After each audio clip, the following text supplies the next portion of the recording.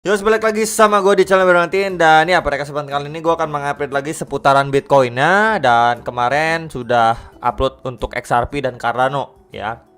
Jadi kalian bisa request juga teman-teman untuk next videonya, ataupun mungkin besok ya. Kalian bisa chat aja di kolom komentar untuk altcoin ya, analisa altcoin mana yang pengen kalian lihat. Contohnya mungkin BNB, Ethereum, atau Doge, atau Polkadot, atau Shiba, atau Avax dan lain sebagainya gitu, atau Theta gitu ya. Kalian bisa tulis di kolom komentar. Dan setelah saya sampaikan analisa terkini mengenai Bitcoinnya, akan adanya sedikit saya tambahin untuk quick update XRP gitu ya, lanjutan sedikit yang kemarin. Oke.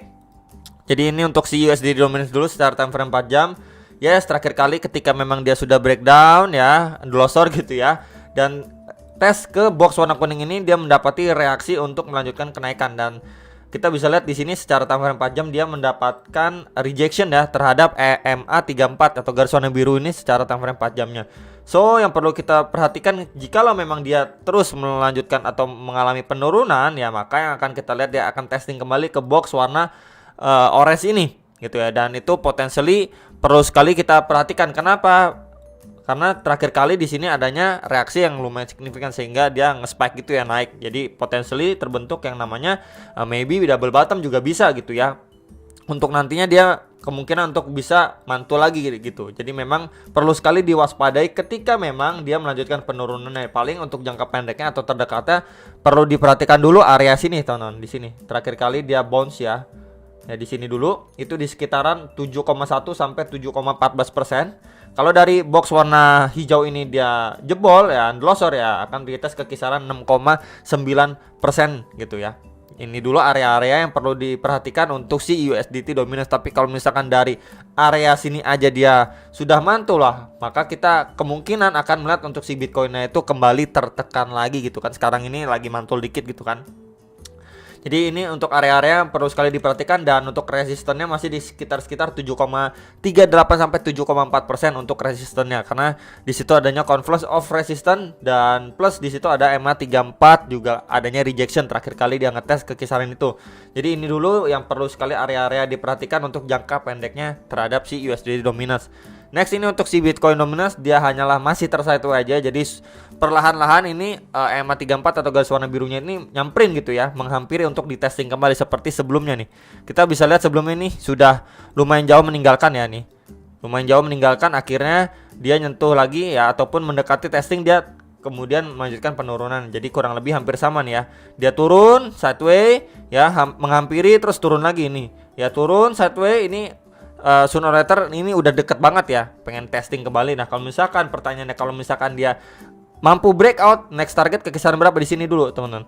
Ya di box warna hijau ini di sekitaran 43,77 sampai kisaran 43,9%. Tapi kalau misalkan dari sini dia melanjutkan penurunannya kembali gitu ya, ini menjadi next target yang rasional. Itu di sekitaran 42,88 sampai 43%.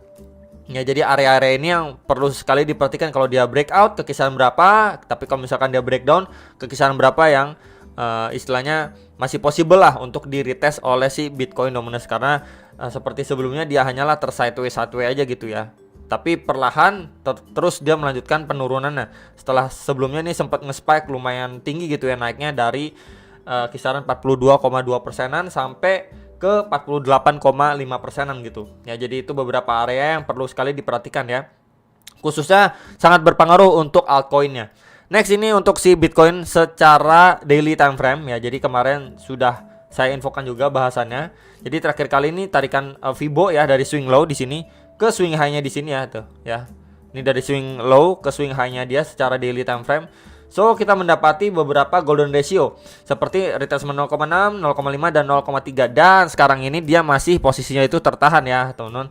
Tertahan di antara retracement 0,6 sampai 0,5 atau sekitaran 20.500 sampai 20.800-an dolar. Jadi ini kebalikannya dead cat bounce. Jadi ketika memang dia udah mengalami pemantulan and then dia koreksi dulu ya ke beberapa golden ratio untuk bisa ya melanjutkan penguatannya kembali. Nah, ini pertanyaannya, apakah dia sanggup ya untuk melanjutkan penguatannya kembali? Nah tentunya sebelum dia lebih tinggi lagi atau ngetes ke kisaran 23 ribuan dolar, 22.500 dolar, ini ada area atau highs terakhirnya dia Ya, di box warna hijau ini yang perlu sekali diperhatikan itu di sekitar 21.500-an sampai 21.800-an dolar.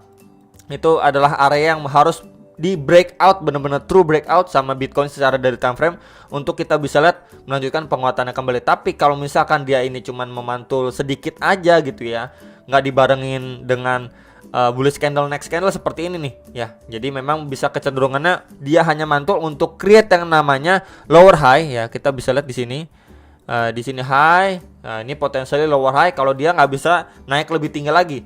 Jadi untuk membentuk ataupun hanya create yang namanya lower high dari highest point sebelumnya dari sini ya, untuk dia melanjutkan penurunannya atau downtrendnya gitu. Jadi lower high, lower high, lower high gitu ya. Ya, pergerakannya sama nggak seperti sebelumnya nih? Ya, bullish candle-nya itu cenderung lumayan pekat gitu. Tapi kalau misalkan bullish candle-nya kecil-kecil ya, potensialnya dia hanya create yang namanya lower high untuk dia bisa create lower high kembali gitu ya, atau ya tangga turun lah, kurang lebih seperti ini nih teman-teman. Maksud saya ini going up ya, kemudian dia retest atau koreksi, kemudian dia mantul nih cuman dikit ya, kemudian lanjutin lagi koreksinya. Nah, jadi kurang lebih seperti ini nih gambarannya yang saya maksudkan tuh.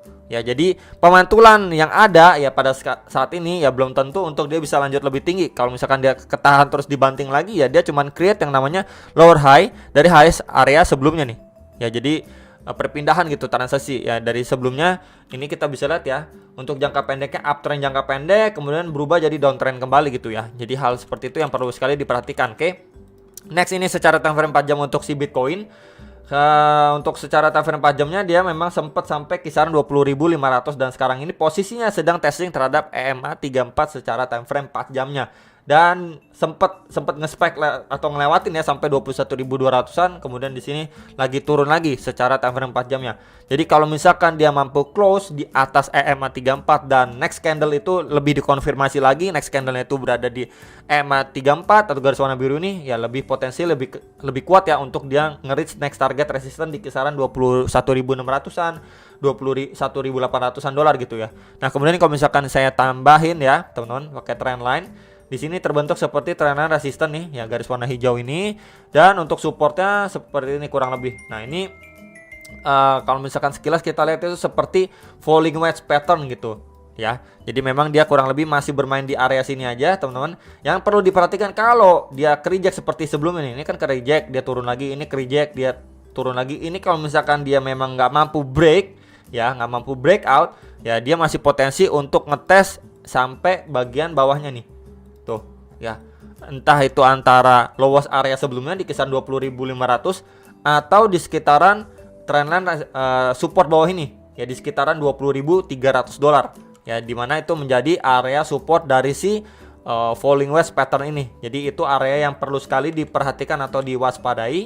Kemudian kalau misalkan dia mampu breakout pun next target masih di box warna kita bisa bilang ini hijau gitu ya, teman-teman, untuk target kenaikannya terdekatnya gitu ya. Kalau misalkan dia mampu bablas lagi ya, next target ke kisaran 22.500 sampai 23.300 dolar gitu, di mana itu masih menjadi strong resistance untuk si Bitcoin. Jadi bisa diperhatikan terlebih dahulu itu untuk beberapa area resistance dan support terdekat dari si Bitcoin yang istilahnya masih make sense untuk di visit. Tapi kalau misalkan let's say dia jebol ya, teman-teman, jebol dari trendline support ini, itu masih ada tahanan di box orange bawah ini, itu di sekitar 20.000 dolar nih, di sekitar 20.000 dolar gitu ya. Kalau misalkan area itu juga losor lagi ya, next target ke kisaran box warna merah ini di sekitar 19.000 dolar untuk si Bitcoinnya. Jadi bisa diperhatikan dulu, bisa dipergunakan untuk support dan trendline terdekatnya. Dan kalau misalkan dia breakout pun bisa diperhatikan untuk beberapa target area resistance terdekatnya untuk si Bitcoin. Next ini untuk si XRP, yes ya, dia sebelumnya sempat create yang namanya bullish pennant gitu ya, cuman sayangin dia breakdown ke bawah.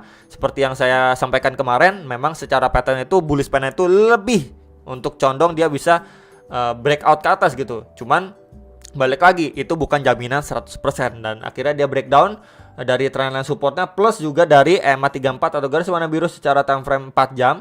Sekarang ini lagi testing terhadap box warna hijau yang kemarin juga sudah saya sampaikan areanya ya, itu di kisaran 0,33 sampai 0,34 dolar untuk si XRP. Jadi dia sekarang ini posisinya lagi retest ya terhadap EMA 34 secara time frame 4 jam. Nah, kalau misalkan ini nggak mampu untuk dia breakout ya potentially dia bakal testing ke bagian bawah dari box ini ya. Ini di sekitaran 0,33 dolar untuk si XRP. Tapi kalau misalkan dia ya dari posisi sekarang ini mampu break EMA 34 ya, next target kita bisa perhatikan untuk terakhir kali seller ini masuk atau neken harga si XRP di sini teman-teman. Di kisaran sini.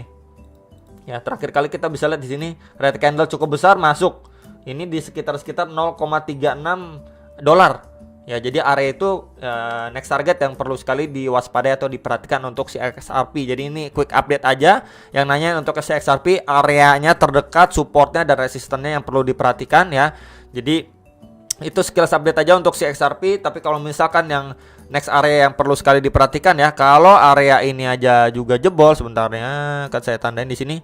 Nih, kalau misalkan 0,335 aja jebol ya, bisa diperhatikan untuk next area di sekitaran ini teman-teman. Di sekitaran ini. Ya, ini di sekitar 0,31 sampai 0,32 dolar ya. Jadi itu adalah next support yang perlu sekali diperhatikan untuk si XRP. Kalau misalkan area 0,335 ini drop atau jebol gitu. Nah, sekarang dari segi RSI juga dia sudah berada di level di bawah level 50 yang kecenderungannya itu lebih cenderung untuk bisa sideways atau mengalami pelemahan. Ya, kecuali seperti sebelumnya nih. Ya, dia berhasil di atas level 50 secara RSI. Ini lebih memberikan dorongan untuk XRP itu bisa istilahnya harganya itu lebih berpotensi nge-spike naik lah, kurang lebih seperti sebelumnya nih. Nah, tapi kalau misalkan dia berangsur masih di bawah level 50 itu lebih cenderung dia sideways atau terus melanjutkan pelemahannya gitu ya. Jadi RSI level 50 itu juga menjadi salah satu alat kita untuk menganalisa gitu ya. Cukup penting juga. Jadi itu aja teman-teman yang bisa saya sampaikan untuk quick update XRP dan juga untuk Bitcoinnya. Semoga kalian bisa terbantu dan sampai jumpa untuk next video. Salam profit.